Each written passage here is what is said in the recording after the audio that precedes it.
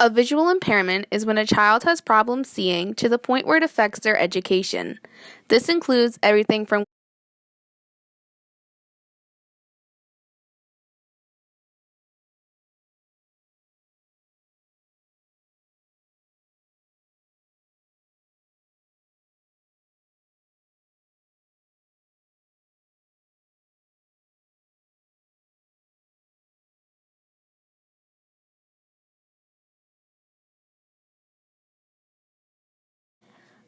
an impairment in hearing, whether permanent or fluctuating, that adversely affects a child's educational performance, but is not included under the definition of deafness.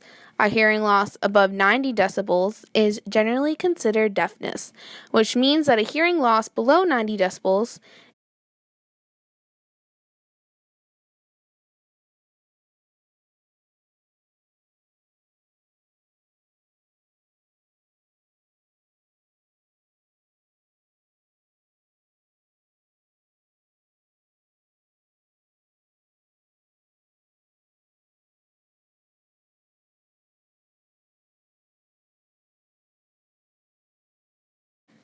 There are more than 19 million children with a visual impairment in the United States.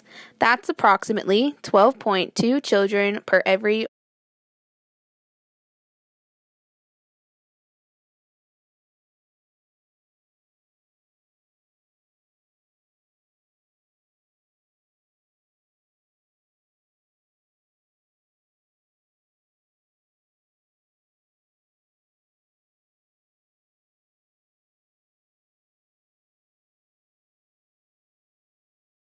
There are at least 1.4 million children in the United States that have hearing impairments, and it's said that 3 out of 1,000 children will be born with some type of hearing difficulty.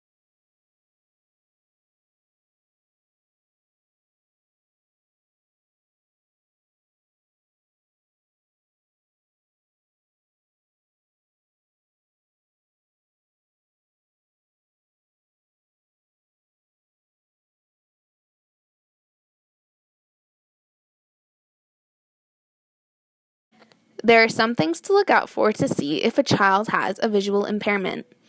These include squinting, clumsiness, crossed eyes, and whether or not they focus and follow.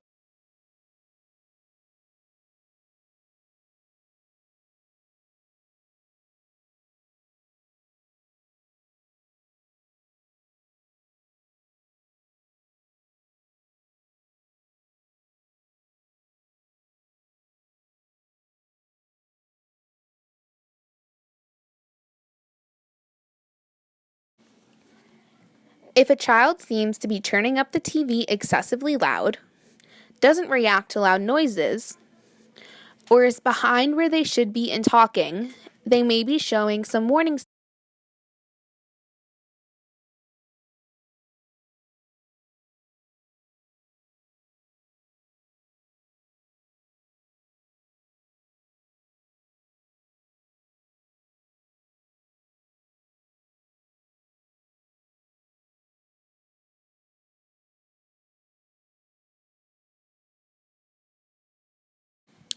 If you have a student with a visual impairment, there are a few things you should think about while teaching in the classroom. By following these tips, you will give the student the best education.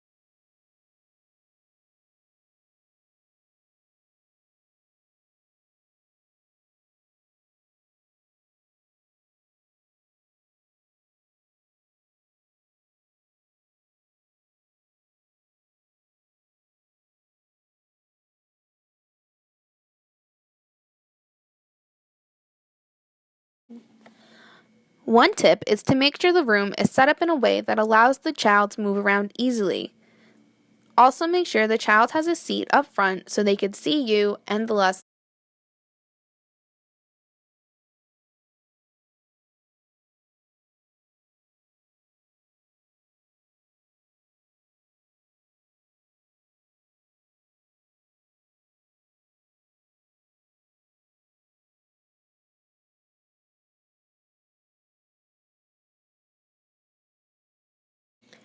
If you're using worksheets or reading comprehension in class, give your students longer periods of time to work on the worksheets and to read. If they are using Braille, it will be especially hard considering they wouldn't be able to skim through answers while doing a reading comprehension.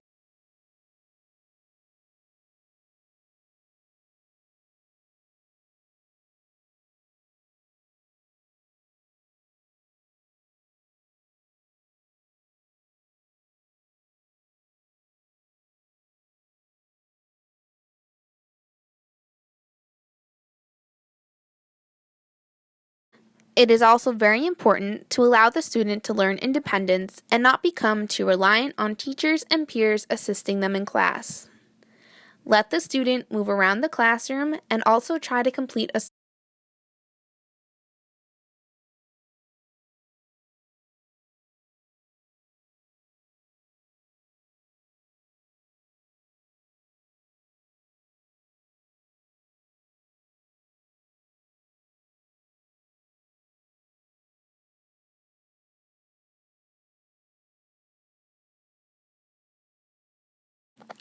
Teachers should remember that many students with visual impairments also have additional coexisting impairments and are thus classified in an alternate disability category.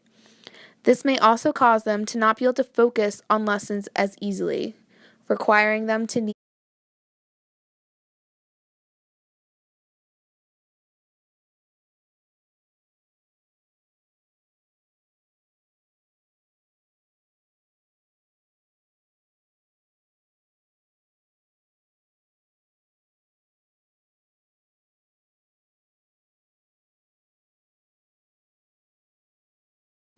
It is also important to think about the fact communication can be hard for students with visual disabilities, and you may have to try a few methods to find out what works well for them. Whether it be larger font or maybe some assistive technology to help them.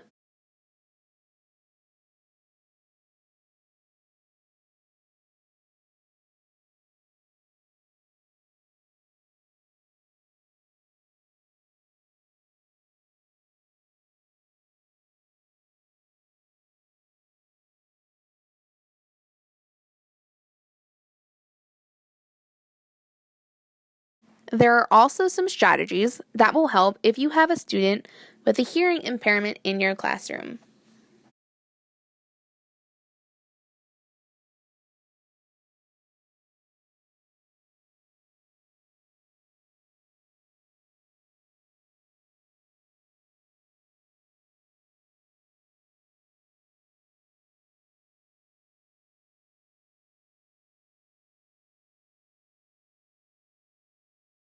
Make sure you, as a teacher, always keep your face clear and facing the child with the hearing impairment as often as possible. This will allow them to better understand what you are.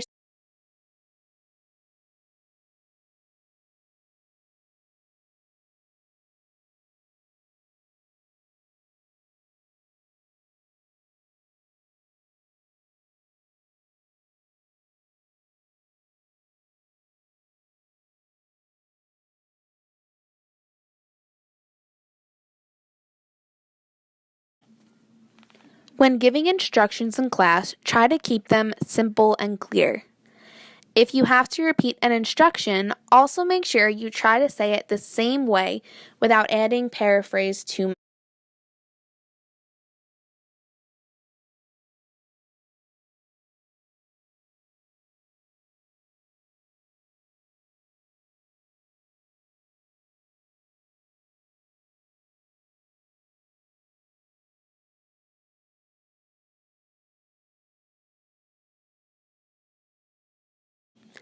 If other students in the class have any questions or comments, make sure you say them out loud again a second time to ensure the student with the hearing impairment was able to correctly hear and understand what the other children.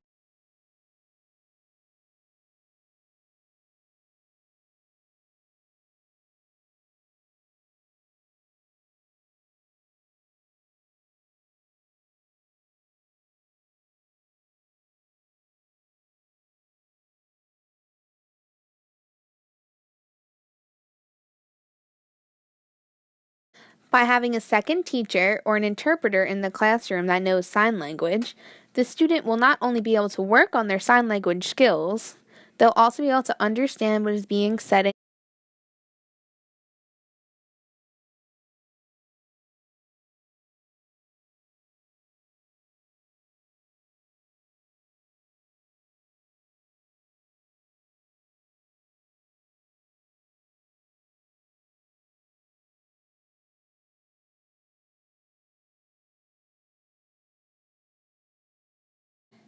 In some cases, students with hearing impairments feel comfortable reading the teacher's lips.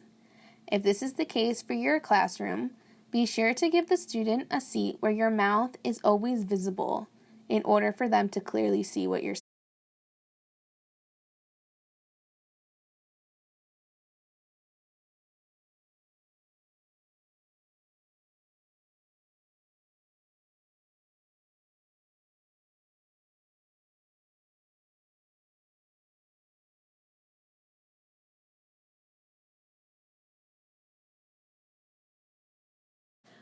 With both visual and hearing impairments, working with buddies or in small groups is a great way to allow the child with the impairment to feel involved and use their social skills.